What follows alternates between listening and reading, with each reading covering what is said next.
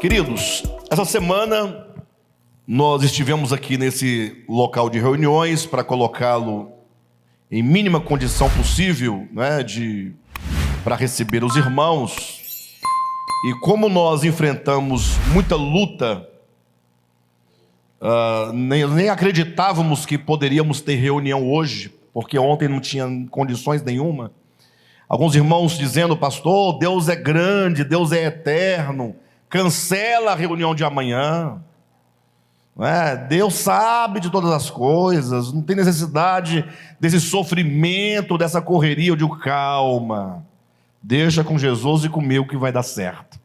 Inclusive quero agradecer, a todos os irmãos que se voluntariaram na semana e no decorrer da semana, ontem, hoje, na limpeza, na mudança, os irmãos que se empenharam, os irmãos que não puderam vir, mas mandaram mensagem, mas que telefonaram, que torceram, que oraram, O nosso muito obrigado a todos vocês.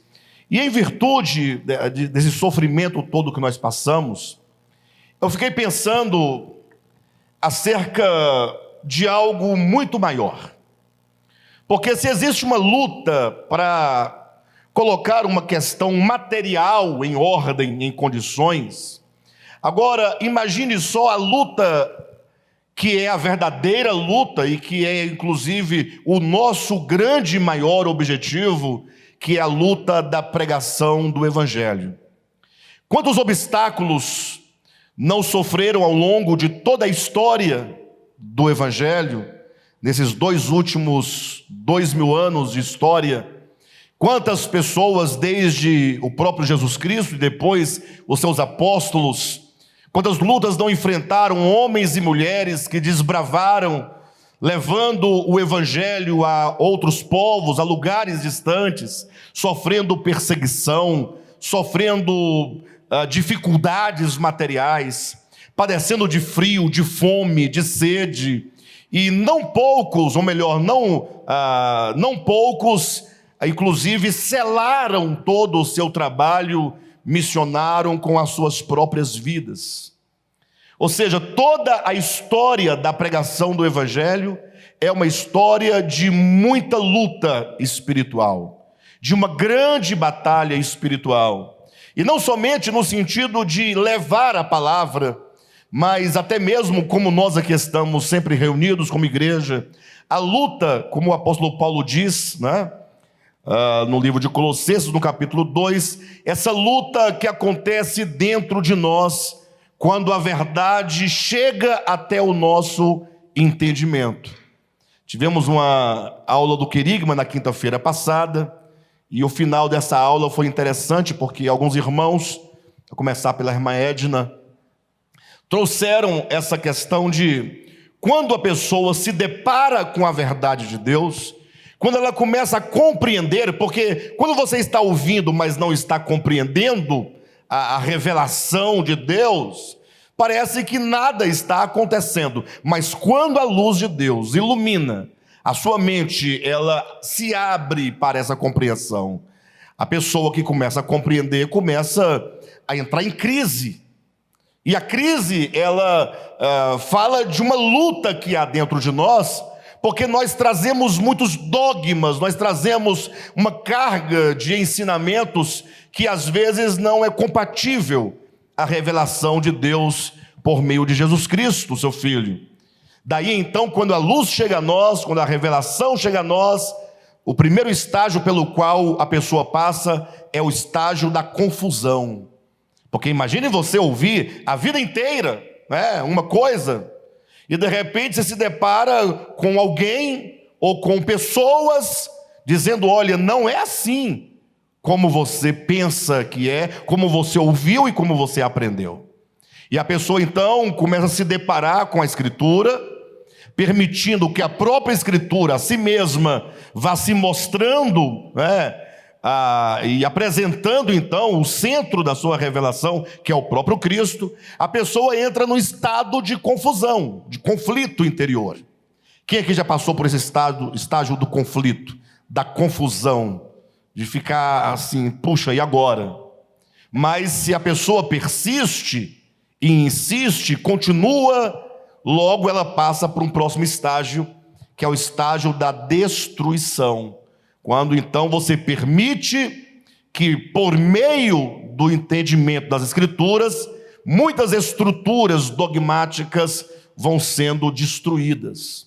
Mas esse segundo estágio já é um estágio de alguém que sinaliza, como quem diz, eu amo a verdade de Deus. Porque nem todos conseguem passar pelo primeiro estágio.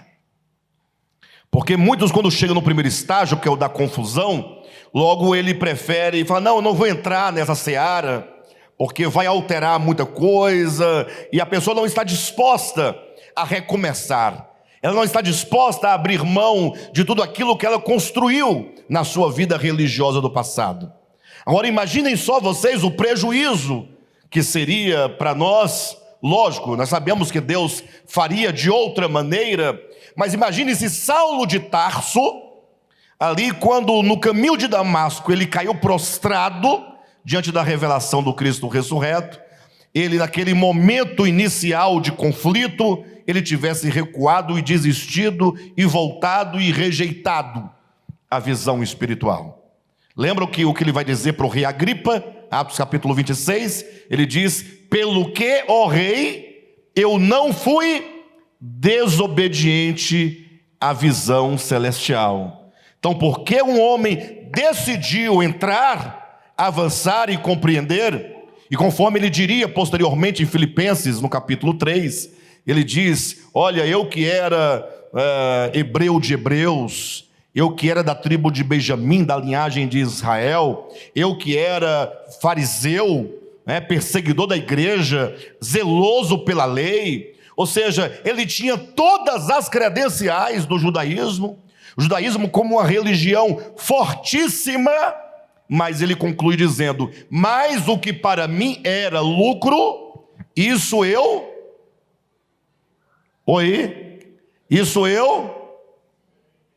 considerei como perda, por causa da sublimidade do conhecimento de Cristo Jesus. Vê-se em Paulo, no caso Saulo de Tarso, alguém que resolve seguir adiante, sair do estágio do conflito para agora o estágio da destruição. Por 2 anos depois de Damasco, esteve Saulo de Tarso no deserto da Arábia, revendo todos os seus conceitos, relendo a escritura hebraica e destruindo todos os velhos e antigos paradigmas que tinham sido erguidos na sua mente e no seu coração ao longo da sua trajetória, ao longo dos seus estudos, da sua vida, ao longo então da sua própria tradição dentro do judaísmo. Então, o segundo estágio é o da destruição. E o terceiro estágio é o da construção, quando agora você começa a retomar e edificar ponto a ponto, agora com clareza, agora à luz da pessoa e obra de Jesus Cristo, todo o entendimento. Então, há uma luta muito grande dentro desse processo. Eu não sei quantos de nós que aqui estão, e mesmo dos irmãos que também são do DEVAP, mas que não estão aqui conosco fisicamente, eu não sei em que estágio cada um de vocês está. É difícil mensurar isso. É provável que haja pessoas que aqui estão, que não estão em nenhum desses 3 estágios. Ou seja, nem confusão há, porque não conseguiu ainda fazer a diferença do DEVAP enquanto ministério, enquanto mensagem, de outro qualquer ministério. Não chegou a fazer, está do mesmo jeito, está só gostando do novo local, mas não tem a iniciativa de entrar e de adentrar ao entendimento daquilo que está sendo dito. Mas pode haver irmãos aqui ainda no período do conflito, da confusão, né? Pode haver irmãos que estão no período ainda da desconstrução, né? Você começa a destruir, no sentido de desconstruir tudo aquilo que foi edificado, outrora passando por uma profunda revisão, E não sei quantos aqui estão no estágio já da edificação, já construindo esse novo edifício de compreensão das coisas relativas a Deus. Mas o fato é que esse processo de conhecer e prosseguir em conhecer ao Senhor não acontece sem batalha, não acontece sem luta. Uma luta que acontece dentro de nós mesmos, não é? Muitos olham assim e falam: poxa, mas esse caminho é muito árduo, esse caminho é muito difícil. E a pessoa se acovarda diante dos sofrimentos que precisa enfrentar, se acovarda diante do caminho estreito, se acovarda diante da porta estreita. Mas o fato, queridos, é que quando se trata, seja da pregação do Evangelho, ou seja da recepção do Evangelho, isso envolve grande luta. E olha que nós vivemos no século 21, século este que, pelo menos no Brasil, podemos dizer que de modo direto não existe perseguição religiosa, no sentido direto. Ou seja, você tem liberdade de servir a Deus, de adorar a Deus, de declarar a sua fé. Nós não enfrentamos essa luta do corpo, mas, como dizia já o grande reformador Lutero, né? Ele dizia que agora o grande problema não é mais matar o corpo, agora o grande problema é matar a alma. E, portanto, nós estamos aí diante de uma situação que requer uma decisão de cada um de nós, de nos levantarmos com bastante ousadia para enfrentarmos essa grande batalha que o Evangelho exige. Pensem comigo todos vocês por um momento.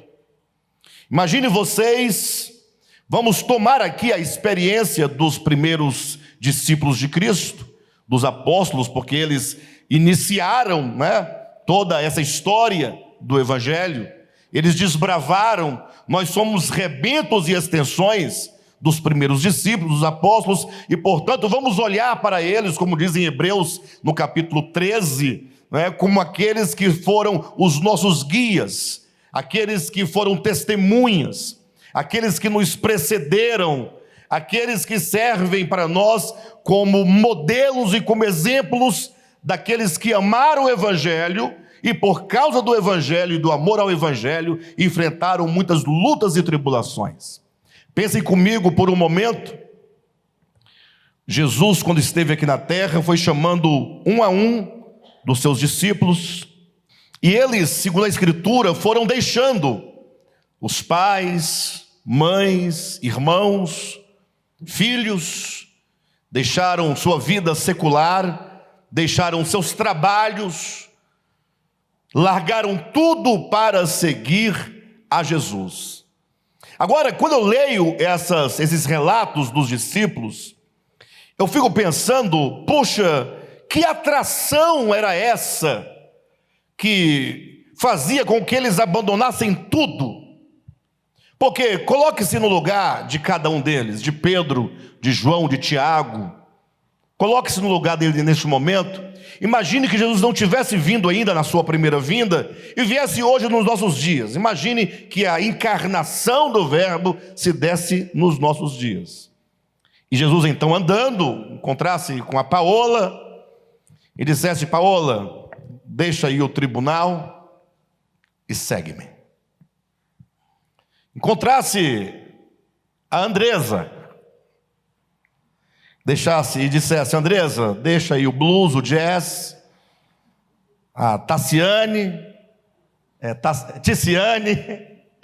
Werner, e segue-me. Pense nisso. Chegasse então Jesus Cristo, encontrasse qualquer um de nós e dissesse: deixa tudo e siga-me. Vocês já pensaram no impacto desse convite de Jesus? Na gravidade desse convite? Porque eu seria capaz de arriscar. Será que nós deixaríamos? Será que você deixaria? Porque a Bíblia diz que Pedro, João, deixaram as redes e seguiram. Noutra ocasião, quando eles questionaram a Jesus, dizendo: ah, Senhor, e nós que deixamos tudo para te servir? Jesus disse: olha, aquele que deixou pai, mãe, irmãos, bens, deixou tudo para me seguir, a Jesus fala uma promessa de galardão. Mas a grande questão é: que atração é essa? Que força é essa? Que poder é esse que tocou e aqueceu tão profundamente o coração daqueles primeiros discípulos, que eles deixaram tudo, literalmente falando, não é alegoricamente, é literalmente, para seguir a Jesus? Agora imagine os familiares dessas pessoas, de Pedro, de João, de Tiago, a mãe. Imagina a sogra de Pedro, o que não terá dito para a filha dela, né? Muito bem, esse teu maridinho, viu? Misericórdia, largou tudo e foi seguir esse tal de Jesus. E a esposa tentando ajustar: não, é porque esse tal de Jesus é o Cristo, é o Messias, é o prometido. Mas o fato, irmãos, é que durante 3 anos, um grupo de pessoas que a tudo largaram, agora andavam durante 3 anos, queridos, os primeiros discípulos do Senhor deixaram tudo, largaram tudo para seguir a Jesus. Mas havia algo no coração daqueles discípulos. Eles tinham, preste atenção, olhem para mim, a plena convicção de que eles haviam encontrado a coisa mais preciosa de suas existências. Eles se encontraram agora com a promessa encarnada. Eles estavam agora juntamente, pessoalmente, com o Messias prometido, com o Cristo encarnado, com o Logos divino, o Filho de Deus que se fez homem. Puxa, vale a pena, vale a pena. Eu acho que se eu tivesse naquele tempo, nesse tempo de hoje, eu não sei como seria, mas naquele tempo talvez fosse mais fácil, eu não sei, mas tudo tem a sua dificuldade, né? Tudo tem a sua dificuldade, mas como eu queria estar lá, junto com Pedro, Tiago, João, Tomé, Bartolomeu, Judas Iscariotes, todo mundo lá, a turma toda, né? Quem aqui não gostaria de fazer parte daquele grupo seleto de pessoas que dormiam com Jesus? Sentido literal, né? Visceral, pessoal. Quantas noites e quantas noites Jesus não esteve, somente ele, Pedro, Tiago e João, só os 4. Os demais iam dormir porque não aguentavam. E Jesus falando-lhes acerca do Pai, acerca do reino de Deus. Que maravilha! Maria Madalena aos pés de Jesus, ouvindo cada palavra. E então, passou-se 1 ano, 2 anos, 3 anos, e quando os discípulos então pensavam: bem, agora, cada dia era uma expectativa, né? O Messias vai manifestar-se como tal, ele vai declarar-se o Messias prometido, e ele vai então instaurar o reino de Deus, vai manifestar o reino de Deus. Essa era a expectativa diária que cada discípulo tinha. Eles amavam a Jesus, aprenderam a amar a Jesus, e a expectativa é que hoje, toda vez que acordavam, hoje, né, ele vai manifestar o reino. Agora imagine o tanto de boato e de conversa que não devia correr entre eles, né? Alguém dizendo: olha, eu ouvi dizer que amanhã o negócio vai pegar, vai ser amanhã que ele vai manifestar esse reino. Passou 1 ano, 2 anos, 3 anos, eles viram muitas coisas acontecerem, eles viram cego enxergar, eles viram mudos falarem, surdos ouvirem, pessoas aprisionadas por espíritos malignos serem libertas, eles viram mortos sendo ressuscitados, eles viram prodígios e mais prodígios, comeram dos pães multiplicados, viram a grande pesca maravilhosa. Acontece que num dado momento, quando as coisas pareciam que estavam chegando no ápice, para onde não mais se podia ir, e portanto pensavam os discípulos que ali haveria a grande explosão do ministério de Cristo e portanto a manifestação do seu reino. Começa, humanamente falando, humanamente, grave essa palavra, começa um processo de decadência, porque o Messias começa agora a ficar cada vez mais isolado, começa a se isolar com seus discípulos, procura logo um grande tabernáculo e ali se reúne somente com o núcleo do seu ministério, com os 12 apóstolos. E agora ali acontece, eles comem a Páscoa, instaura-se o partir do pão, e Jesus começa a desfigurar-se diante deles. O semblante vai decaindo, Jesus vai se entristecendo, se angustiando, chorando, e os discípulos ficam sem entender essa atitude do Cristo. Por que ele está assim? E Jesus então começa a declarar as palavras de João capítulo 14, dizendo aos discípulos: não se turbe o vosso coração. Ora, mas como não turbar o coração, se o próprio Messias está conturbado? Mas veja que o Messias estava passando naquele momento era o enfrentamento da sua humanidade com as forças densas das trevas que já lhe oprimiam, porque ele iria logo em seguida ser crucificado. Mas o seu interior, a alma do Cristo estava cheia de paz. Ele viria a dizer no capítulo seguinte: a minha paz eu vos dou. Não a dou como o mundo a dá. Ou seja, o mundo tem uma suposta paz. Mas a minha paz, a paz de Cristo, é aquela paz que mesmo ali na iminência da sua paixão, na iminência do seu sofrimento vicário, na iminência da sua crucificação, sabendo ele de tudo o que ele passaria, ele podia ter uma paz interior verdadeira. Mas aí Jesus começa a consolar os discípulos dizendo: olha, vocês querem a real? Os discípulos, diz lá, o que é? Ele falou assim: olha, eu vou voltar para o Pai. Vocês têm ideia do impacto dessa palavra de Jesus? Eu vou voltar para o Pai. Se eu, Alexandre Rodrigues, estivesse lá, eu ia falar: Senhor, você está brincando com a nossa cara, poxa? Que sacanagem é essa? Não, pensa comigo. O Senhor fez nós largarmos tudo, nós aqui na expectativa de que o Senhor é o Messias, e agora você vai voltar para onde você veio, e vocês vão permanecer aqui. Não parece uma piada? Olhem para mim. Logo agora que fariseus e escribas já estavam num conluio com os romanos para perseguir de morte a Jesus e a seus discípulos, ou seja, na hora H, o Messias vai embora e larga aqui no meio da confusão os seus discípulos.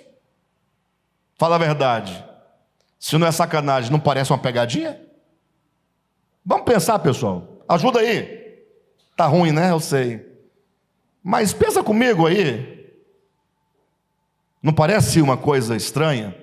E aí Jesus então começa a explicar para eles algumas coisas que eles não entendiam, porque eles pensavam que o reino haveria de se manifestar de maneira visível, material. Jesus já havia dito outrora: não vem o reino de Deus com visível aparência, mas eles não tinham compreensão. Eles não sabiam que o reino de Deus não pode se manifestar absolutamente sem a cruz, porque a expectativa que eles tinham era de um reino material, de um reino humano, geopolítico, com um trono de verdade, de ouro. Porque o que o homem deseja? Fala a verdade. O que os crentes desejam? Eles querem ir para um país, aqui eles chamam de céu, querem ir para o céu. E aí os crentes evangélicos se gabam: nós vamos andar em ruas de ouro. O crente quer andar em ruas de ouro. Já parou para pensar nisso?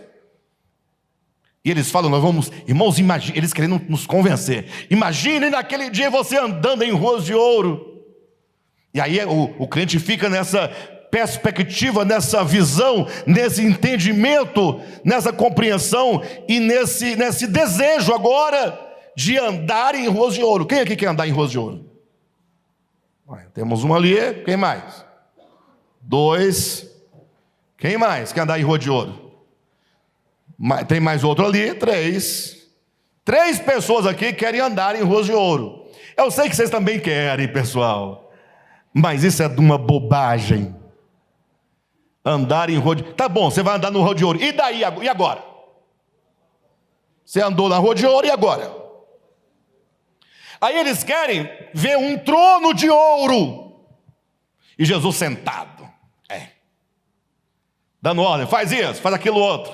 Ou seja, a visão que os discípulos tinham e que a maioria dos cristãos tem é de um reino material. Uma grande abóboda azul safira, para você ficar olhando orgulhoso, que lindo, os muros de cristais. Eu sei que alguém pode falar: pastor, mas a Bíblia diz isso.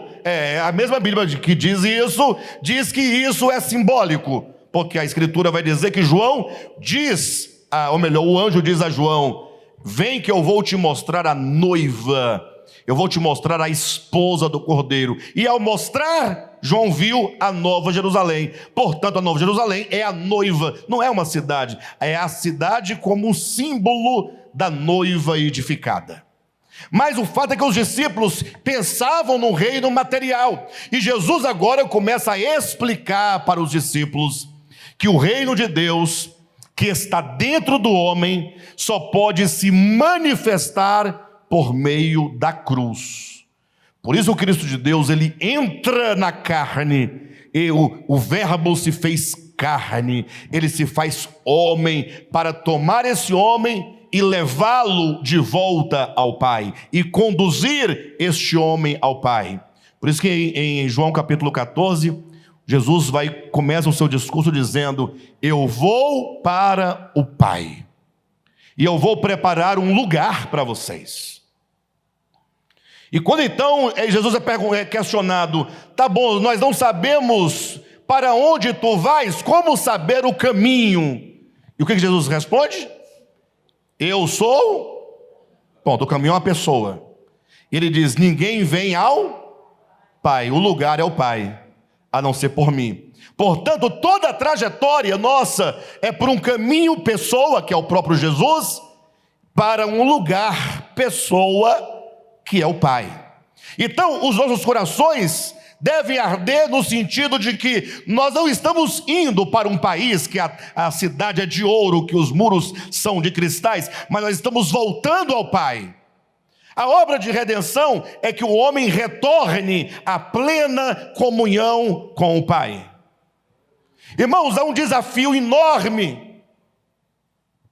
Esse voltar para o Pai não é fácil, não é simples, porque esse voltar para o Pai vai requerer que você compreenda e que você confesse que toda a sua trajetória até hoje para longe do Pai é fruto do seu orgulho, da sua arrogância, da sua ilusão e do seu pecado.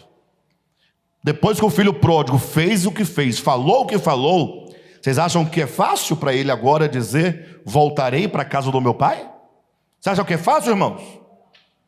Só que os discípulos não entendiam isso. E no capítulo 14, Jesus começa a dizer que para que o reino se manifeste, era necessário que ele voltasse, o Cristo voltasse para o Pai. E este voltar para o Pai, queridos, era levando esse homem, Jesus, à cruz. A cruz é o caminho que nos conduz de volta ao Pai. Quantos desejam ir ao Pai, voltar ao Pai, não tem como criar um atalho. E os discípulos então foram ouvindo aquelas palavras, Jesus explicando, Eu vou e vocês vão permanecer aqui, porque eu vou preparar um lugar para vocês, junto do Pai, com o Pai, no Pai. E então os discípulos ficavam cada vez mais angustiados, porque eles não sabiam o que aconteceria em seguida a todos eles. E Jesus fala assim: olha, mas calma, não precisam ficar perturbados, porque eu vou, mas eu não deixarei vocês órfãos. Aí os discípulos começam agora a ficarem mais tranquilos. Ele diz: olha, eu vou. Esse ir do Cristo é o entrar do homem na sua glória. Mas ele diz: mas eu não vou deixar vocês aqui sozinhos. E ele diz: eu vou, mas eu volto. Está na sua Bíblia isso? Nós lemos agora: eu não deixarei vocês órfãos. E ele diz a frase que quase nunca ninguém compreendeu corretamente. Ele diz: eu não deixarei vocês órfãos, voltarei para vós outros. Ele ia à morte, mas ele diz: mas eu, o próprio Cristo, voltarei. E quando eu voltar para vocês, eu me manifestarei para vocês. Ou seja, somente o Cristo em ressurreição pode agora ser recebido e compreendido claramente com respeito à sua grande missão de salvar a humanidade. Porque o Cristo, enquanto na carne, ele ainda era visto, entendido e interpretado como alguém que mais cedo ou mais tarde ia ganhar a chave do gabinete do trono de Davi. Sim ou não? Era preciso que ele passasse pela cruz e ele voltasse agora Espírito, o Cristo Espírito. Ele diz: eu vou, mas eu volto, eu não deixarei vocês órfãos. E os irmãos sabem da história. Jesus foi preso, os discípulos se dispersaram. Foram 3 dias e 3 noites, queridos, de muito sofrimento, porque a despeito das palavras de Jesus, eles ainda não compreendiam. 3 dias e 3 noites, eles reunidos numa grande casa, talvez sem vontade de comer, sem vontade de dormir, desesperançados, com medo do que poderia acontecer com eles, porque se matar o Messias, o que será dos discípulos? Com vergonha de ter que enfrentar os seus familiares, seus vizinhos, retornar à vida antiga. Eu sei que eles gastaram ali os 3 dias e 3 noites, entre eles, ou cada um consigo mesmo, ali bolando um plano de retomar a vida. Vamos retomar. Tem jeito, Cristo está morto, está sepultado, é retomar a vida agora, é retomar. Quando então, depois de 3 dias e 3 noites, o Senhor Jesus ressuscita dentre os mortos, aparece para ali uns 3 discípulos imediatamente e diz: olha, avisa para os discípulos que eles subam para a Galileia, porque eu me encontrarei com eles lá. A partir daí, Jesus agora ressuscitado começa a aparecer para os seus discípulos. E agora ele volta, embora carne e osso, como está lá em Lucas na sua ressurreição, mas não é carne e osso em corrupção, em desonra, em vergonha. Não, é em glória, é em poder. De modo que os discípulos nem mesmo podiam reconhecê-lo de primeira vez. E agora Jesus com eles ali, eu imagino que o que passou no coração dos discípulos na ressurreição de Jesus foi: puxa, mas quase que o Senhor nos mata do coração, né? E agora, então, está tudo bem, agora é só o quê? Agora é o reino, né? Porque depois de tudo isso é o reino, né? O que pode ter mais? O que pode ter mais? E Jesus fala: eu voltarei agora, vou voltar agora para os céus. Serei assunto aos céus. e vocês permanecerão aqui na terra. Novamente o coração dos discípulos ficam confusos. E ele diz: olha, lembrem-se do que eu disse para vocês. Vocês deverão agora sair e ir de cidade em cidade, de lugar em lugar, de aldeia em aldeia, de nação em nação, e vocês vão anunciar o meu nome. Vocês pregarão o evangelho, dizendo a todos os homens que se arrependam dos seus pecados e se voltem a Deus por meio de Jesus. E os discípulos: mas Senhor, mas que coisa, como pode ser isso? Jesus disse: olha, eis que eu estou convosco. Lembra que ele havia dito: não vos deixarei órfãos, voltarei para vós outros. E agora ele diz: e eis que eu estarei com vocês todos os dias, até a consumação dos séculos. Vocês vão sair, vão pregar, vão ensinar, vão falar do evangelho. Vocês terão muita luta, muito sofrimento, muita tribulação, muita angústia.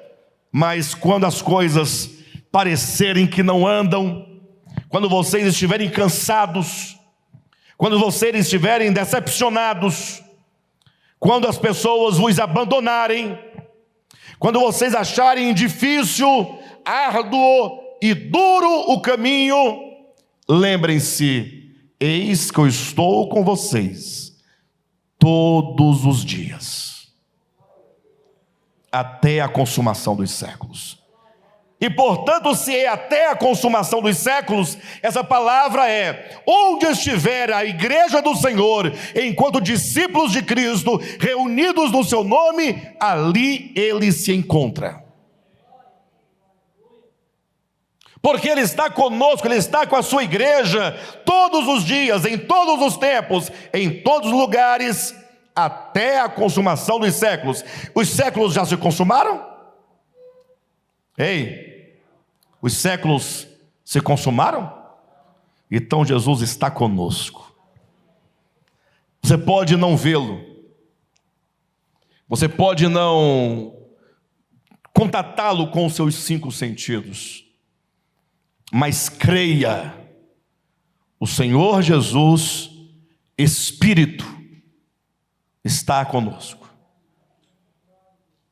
Ele está conosco como o Consolador, o outro Consolador. Não o Cristo em carne, agora é o Cristo Espírito.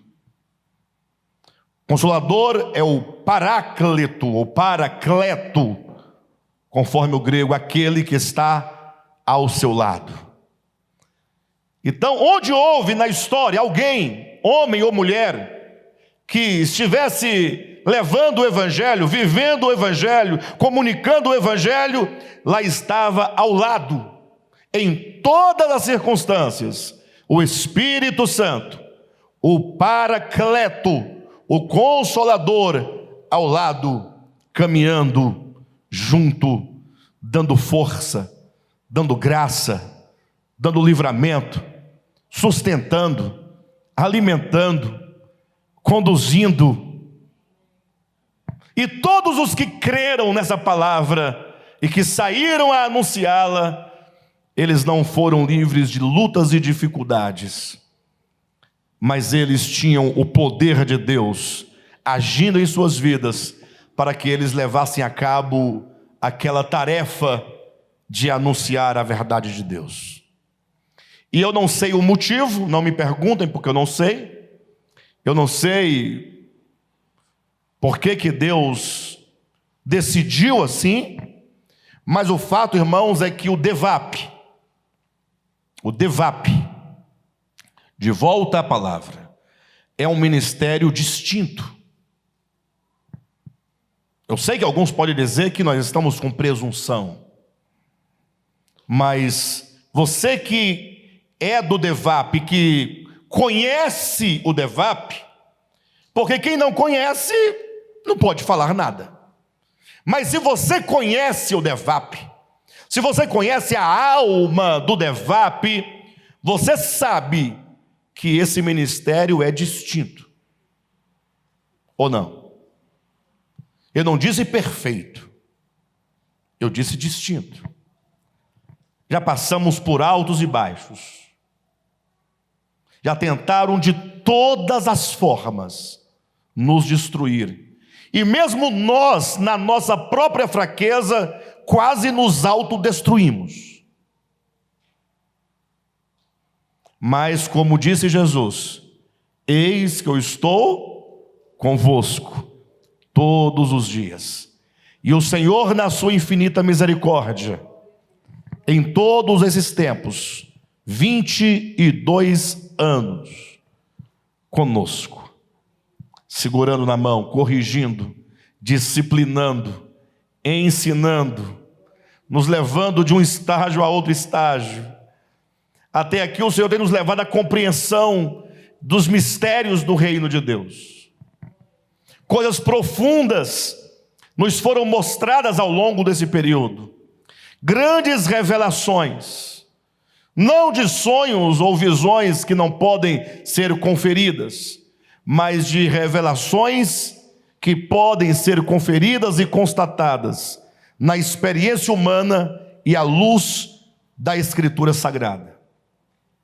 Agora, por que o DEVAP é um ministério distinto? É a grande questão. Porque o Senhor nos escolheu para um propósito. Estar aqui já é um privilégio. Pelo menos eu me sinto privilegiado. Mas não somente o estar aqui, mas o Senhor tem nos levantado com um propósito específico. Eu sei, né? Eu sei o que vão dizer. Eu sei. É só você olhar o exemplo lá de Davi do Antigo Testamento. Quando Deus disse que iria levantar um rei na casa de Jessé, e enviou então o profeta Samuel para poder ungir o rei. Quando chega Samuel e fala: Jessé, eu estou aqui para ungir um rei na sua casa. Na minha casa é. E eu quero que você traga, portanto, os seus filhos, porque Deus mostrará qual dos filhos será o rei em Israel. Jessé, conhecedor das teologias, né? Todo conhecedor da PhD em divindade, falou: lógico,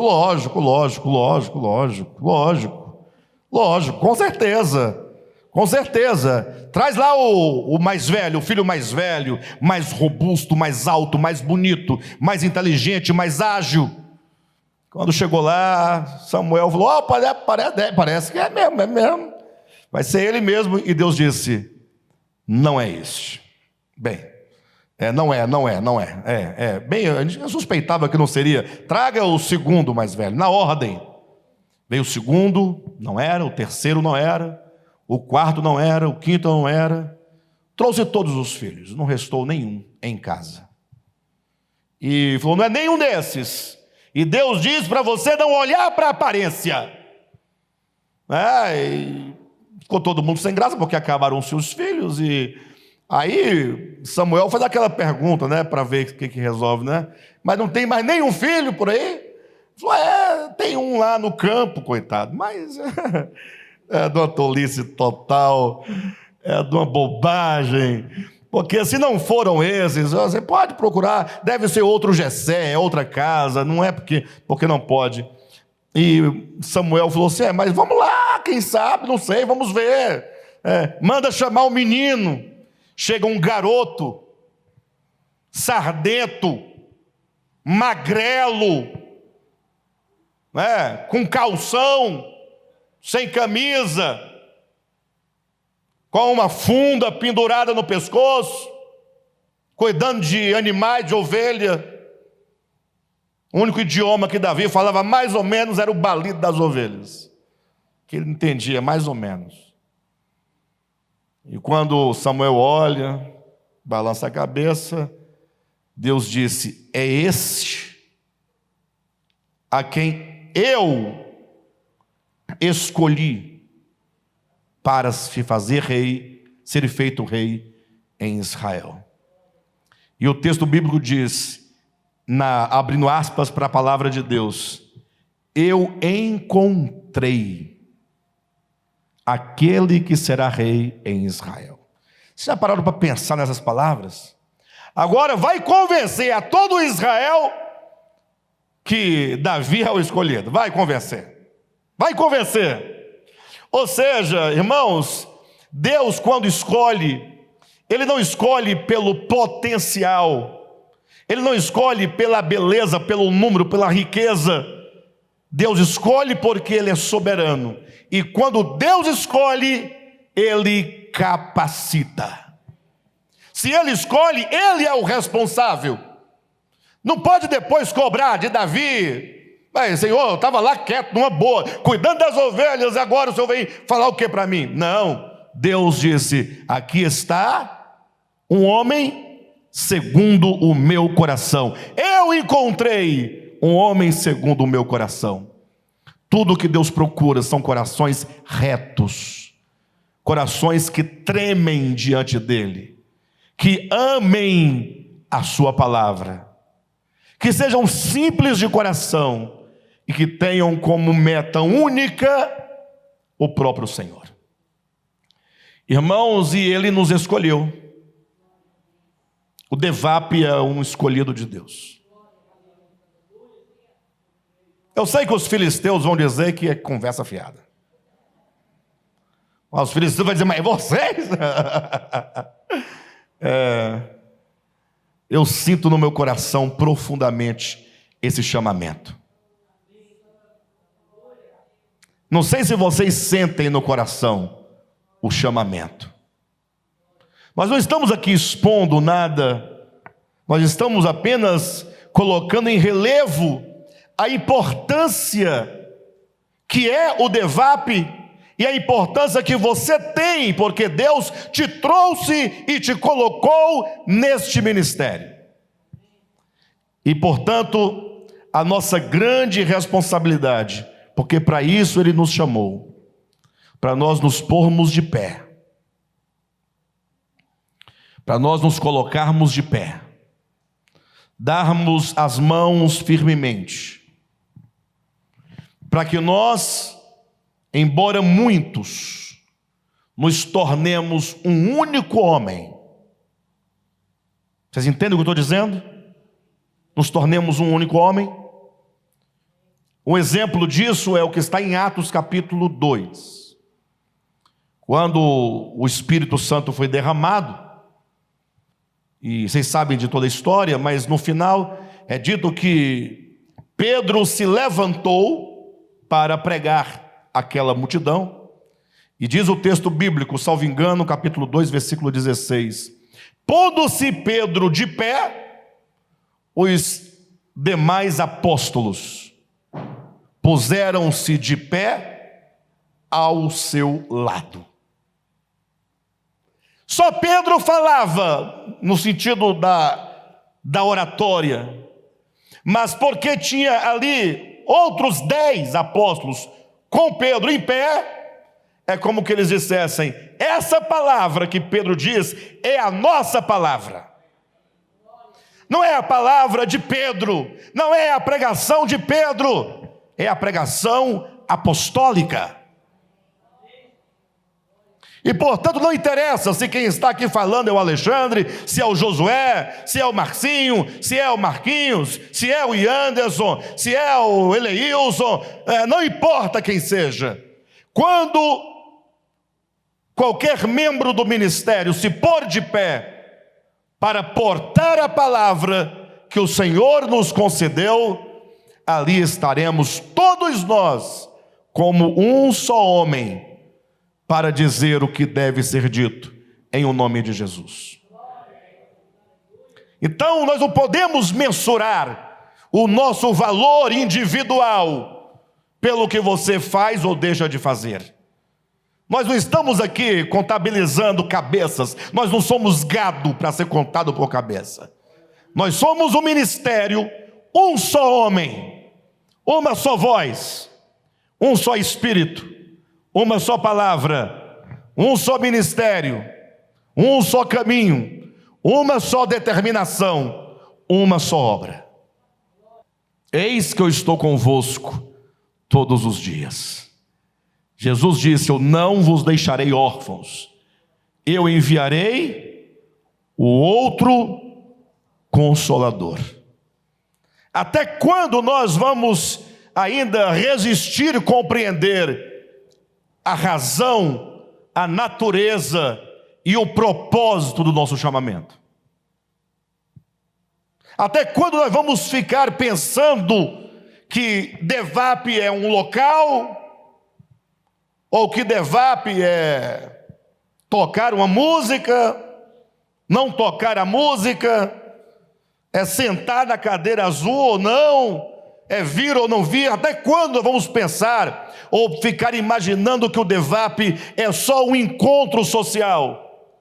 Não, eu definitivamente, eu rejeito qualquer hipótese de que nós sejamos um mero ajuntamento religioso. Porque se for para ser só um ajuntamento, eu vou procurar um mais perto da minha casa e que não me dê trabalho. Quero sentar lá e ficar, eu estou no meio social, religioso. Entenderam ou não?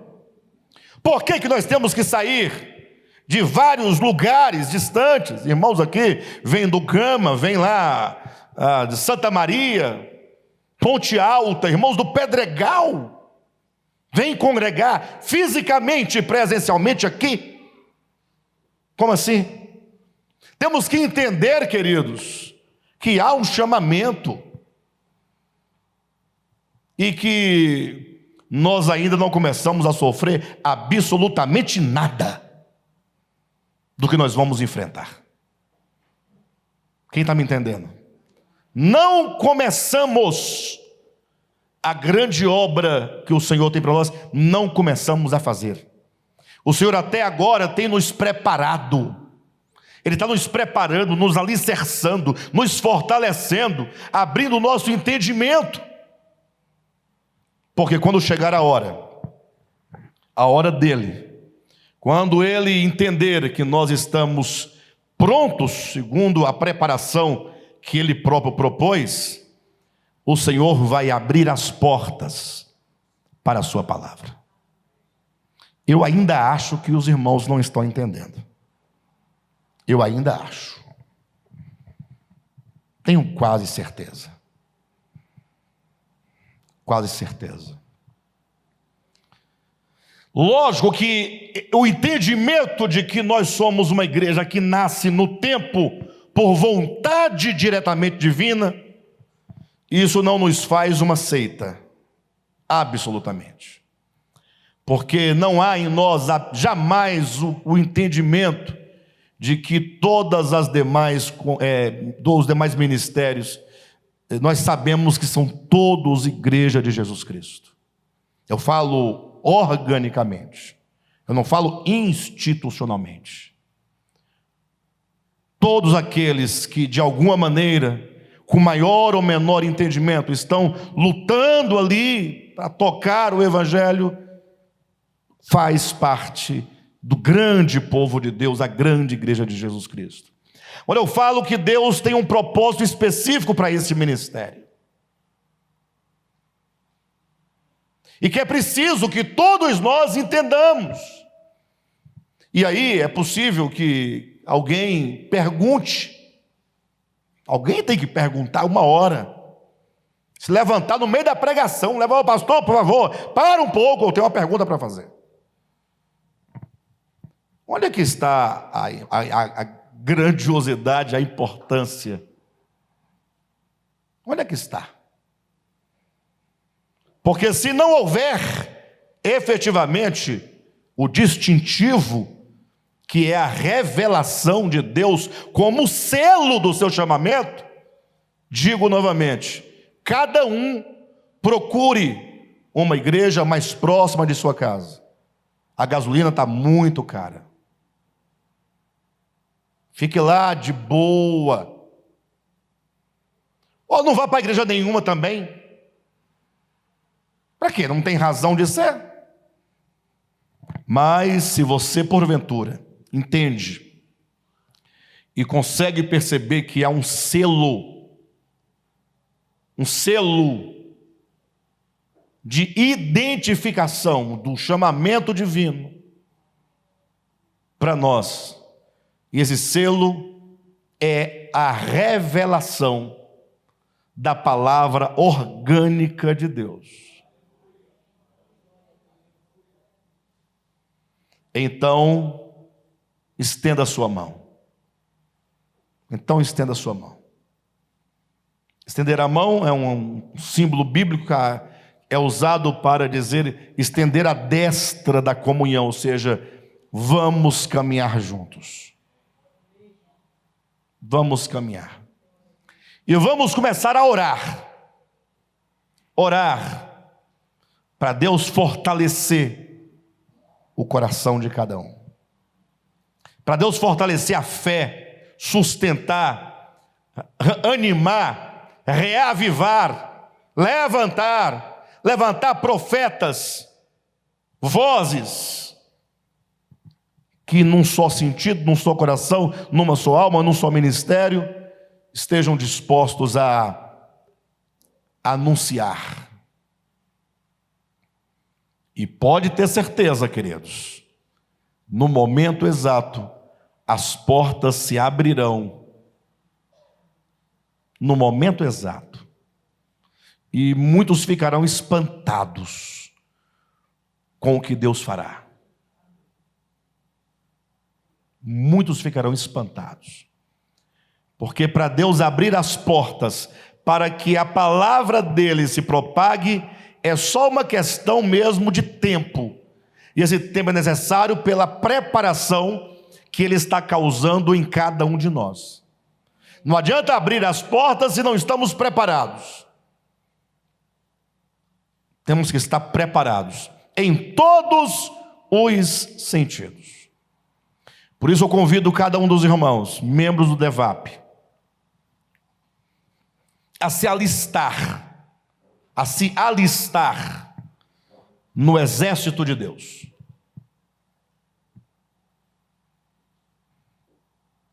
Com essa guerra agora da Ucrânia, eu fiquei até achando interessante, várias pessoas de vários países, que nada tem a ver com a guerra propriamente dito, mas se voluntariando para lutar a favor da Ucrânia.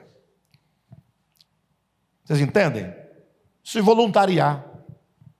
Foram lá, se alistaram em algum lugar e se apresentaram e foram. E aqui é uma coisa bem parecida, né? Porque aqui não existe a obrigatoriedade humana. Ninguém vai te impor nada. Porque tudo o que Deus quer de cada um de nós é que cada um se voluntarie. A diferença é que lá era um cidadão se oferecendo a lutar por uma pátria estrangeira que não era dele. E aqui nós estamos lutando pelo reino de Deus, do qual fazemos parte, no qual nós estamos. Então, o meu convite, amados, é que esse local novo aqui, não seja um mero local novo, mas que seja um ponto de partida de mudanças e de novidade de vida e de espírito para o DEVAP. Transformar essa mudança física em um símbolo, em um marco de uma mudança e de postura de coração. Precisamos de pessoas que amem acima de todas as coisas a Deus. Amem verdadeiramente a Deus. Amem verdadeiramente a Deus. Porque o século em que a gente vive não se ama a Deus. Ama-se o dinheiro, ama-se a fama, ama-se a glória humana. Amar a Deus não se vê. Então eu estou convidando os irmãos agora, convidando pessoas que amem a Deus verdadeiramente, que tenham a Deus como sendo a coisa mais importante, de fato e de verdade, que há em nossas vidas. Porque se você perguntar qual é a coisa mais importante na sua vida para um crente, ele vai dizer que é Deus. Mas pode ser mentira. Pode ser conversa fiada. E nós não queremos conversa fiada, olhem para mim. Nós queremos pessoas que amem a Deus. Você precisa amar a Deus.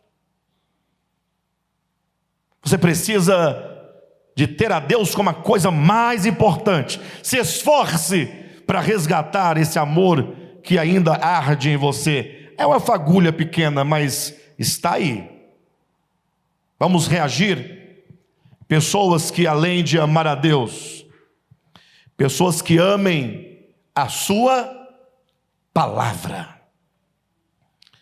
Porque você pode amar a Deus e você pode, eventualmente, não ter o interesse necessário pela palavra de Deus, enquanto revelação e enquanto ministério. Pessoas que amem a Deus, pessoas que amem a palavra de Deus. E pessoas que, amando a Deus e a sua palavra, agora amem este ministério. Pode amar outro ministério também, mas que seja um ministério que corresponda efetivamente, com clareza, à revelação de Deus na pessoa única e exclusiva de Jesus Cristo. Que só tenha Jesus por fundamento e nada mais. Jesus é o fundamento. Jesus é o fundamento. Jesus é o fundamento. E ninguém pode lançar outro fundamento além do que foi posto, o qual é Cristo Jesus. Jesus é o fundamento. Ele é a verdade. Só Ele é o caminho. Só Ele é a vida. Não tem nada a mais, não precisamos, até porque Ele é o tudo. Ele é a plenitude de Deus. Que ame verdadeiramente a Cristo em seu ministério, ou ministério que está disposto a pregar a Cristo, somente a Cristo, sem nenhum adorno, sem nada que possa competir com Ele. E então, dar as mãos agora. Eu disse no domingo passado, eu estou, falar na primeira pessoa, eu estou apoiado, cada pastor aqui pode dizer a mesma coisa, cada obreiro, eu digo por mim, cada um diga na primeira pessoa, eu estou apoiado nos ombros de cada um dos irmãos. Precisamos de apoio. Precisamos de pessoas que, mesmo sem dizer palavra, a gente sabe que pode contar. Estamos juntos, nem sempre falar é verdade. Primeira vez que falaram comigo, estamos juntos, no dia seguinte eu não vi mais nunca a pessoa, nunca mais. Verdade. Um dia eu fiz uma palavra mais ou menos igual a essa, acabou e falou, pastor, estamos juntos. Depois desse dia, nunca mais o vi, nunca mais, não, literalmente. Ou seja, eu via, eu ia falando, se eu falo aqui, eu vi num lugar, vi no outro, mas não enquanto igreja, não enquanto ministério. Quem está disposto aí a se colocar debaixo desse jugo? Jugo não quer dizer peso, jugo quer dizer aquilo que nos une. Aquilo que nos une para andarmos juntos no mesmo propósito. Que eventualmente a palavra jugo parece uma coisa negativa, né? Mas jugo é aquela peça que coloca no pescoço de um boi e no pescoço do outro boi, e agora os dois puxam juntos um arado, trabalham juntos. Um não se pode desvencilhar-se do outro. Então, convido os irmãos, vamos transformar esse momento nosso no momento espiritual. Amém, queridos? Amém. Glória a Deus.